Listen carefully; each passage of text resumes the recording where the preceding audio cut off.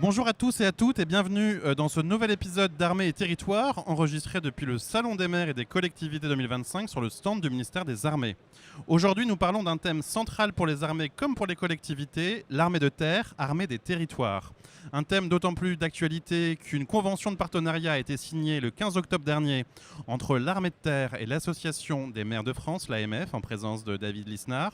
Pour en parler, j'ai le plaisir de recevoir le colonel Pierre Delassus-Géniez, chef de corps du 2e régiment d'infanterie de marine. Bonjour mon colonel. Bonjour. Et Patrick Demazière, maire de Champagné, près du Mans dans la Sarthe, commune directement concernée par la présence du 2e RIMA. Bonjour monsieur le maire. Bonjour. Merci à vous deux d'être avec nous aujourd'hui. On va commencer avec vous, mon colonel. Le thème armée de terre, armée des territoires est donc plus que jamais d'actualité avec cette convention signée entre l'armée de terre et l'AMF. Pourquoi est-ce un sujet si important aujourd'hui ? Alors, c'est un sujet très important à plusieurs titres. D'abord parce que l'armée de terre est déployée sur le territoire national, que ce soit dans le cadre de la mission Sentinelle en métropole, mais que ce soit dans le cadre de la mission Harpie de lutte contre l'orpaillage clandestin, ou même de temps en temps dans le cadre de la mission Héphaïstos de lutte contre les incendies. Et puis c'est très important, c'est de plus en plus important parce qu'on voit bien que notre territoire, que notre sanctuaire est quand même de plus en plus menacé.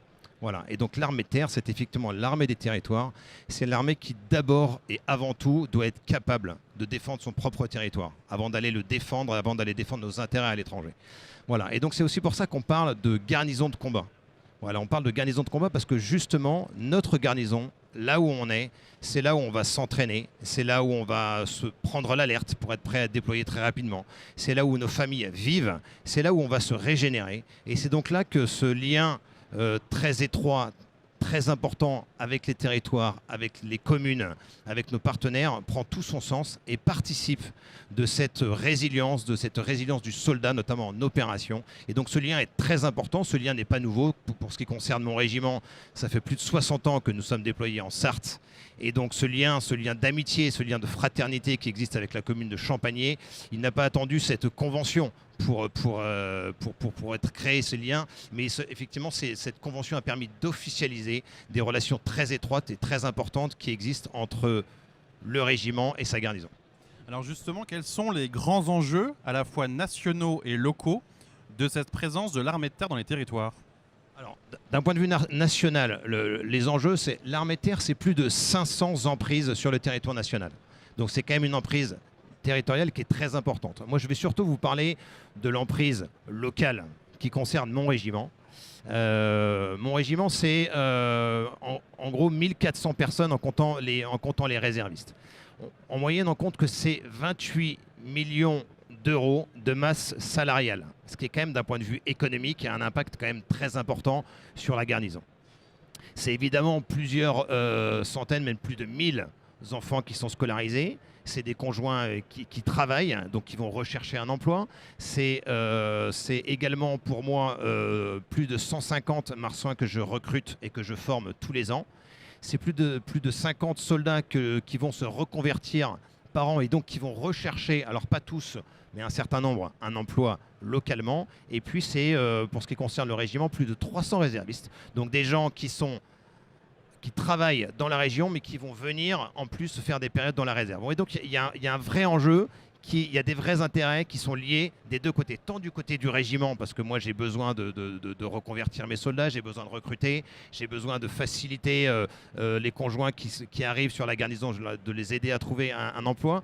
Et à l'inverse, pour la garnison, pour la commune, évidemment, il y a des vrais enjeux économiques, il y a des enjeux en termes de logement, il y a des enjeux en termes de scolarité. Voilà. Donc on voit bien que tout ça est très lié et donc très important. Quel rôle peuvent jouer justement les élus locaux dans cette dynamique et dans cet accueil finalement du quotidien sur le territoire ? Eh bien, écoutez, le premier rôle, à mon sens, qu'ils peuvent jouer, et qu'ils jouent d'ailleurs très bien, hein, c'est un appui pour nos familles. C'est un appui pour nos familles quand un militaire est muté sur la garnison. C'est un appui pour que la famille puisse rapidement trouver un logement, ce qui n'est pas toujours le cas. Sur Le Mans, sur la Sarthe par exemple, trouver des maisons, c'est quand même quelque chose à louer, c'est quand même quelque chose de très compliqué. Ensuite, c'est pouvoir scolariser facilement les enfants. En fonction du quartier dans lequel vous habitez, parfois c'est très compliqué de scolariser les enfants. Et j'ai encore un exemple tout récent qui date des dernières semaines, d'un de mes marsouins qui rentrait d'outre-mer et qui n'arrivait pas à scolariser son enfant à l'école parce que l'école dans laquelle il voulait être, il n'avait plus de place. Et grâce à nos relations, j'ai réussi en moins d'une semaine à lui trouver une place dans une école. Vous voyez, c'est aussi des places dans les garderies. Et puis c'est bien évidemment, comme je vous le disais tout à l'heure, pour l'emploi des conjoints. Quand le militaire, le ou la, est affecté au régiment, et ben le conjoint a besoin, dans la plupart du temps, de retrouver un travail. Voilà, et donc c'est là qu'on va avoir un appui important. Après, il y a ce que je vous disais tout à l'heure pour la partie reconversion. Avec Champagné, par exemple, on a un club des entreprises qui marche très bien, qui est très dynamique, dans lequel le régiment est présent. Et donc, ce club des entreprises, il va nous aider à trouver des emplois pour les conjoints. Il va nous faciliter le recrutement de réservistes pour tout un tas de choses. Vous voyez, donc c'est vraiment une aide pour nos soldats. Et comme je le dis souvent, cette relation intime, ces liens d'amitié, parce que je crois qu'on peut vraiment parler, en tout cas pour ce qui concerne du deuxième RIMA, de liens d'amitié, ces liens d'amitié contribuent très directement à la capacité opérationnelle du régiment. Alors on voit de fait que l'accès au service public est importante, notamment par rapport à ce régiment.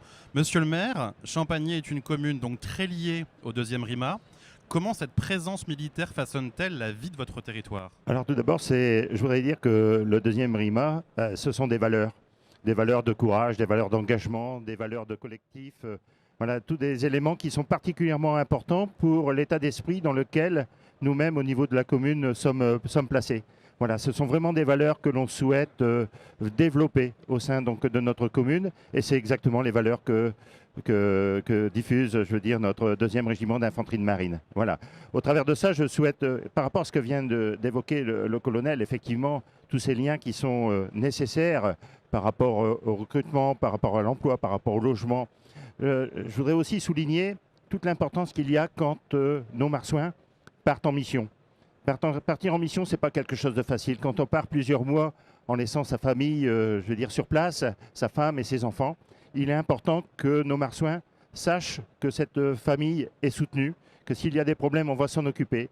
Pour la petite enfance, avec notre maison de l'enfance, pour la scolarisation, pour tout événement avec notre centre d'animation sociale, il y a vraiment derrière ces périodes qui sont compliquées pour nos marsouins, qui sont voilà, donc, partis pour nous défendre. Je veux dire, des moments importants donc, à assumer au niveau de notre collectivité.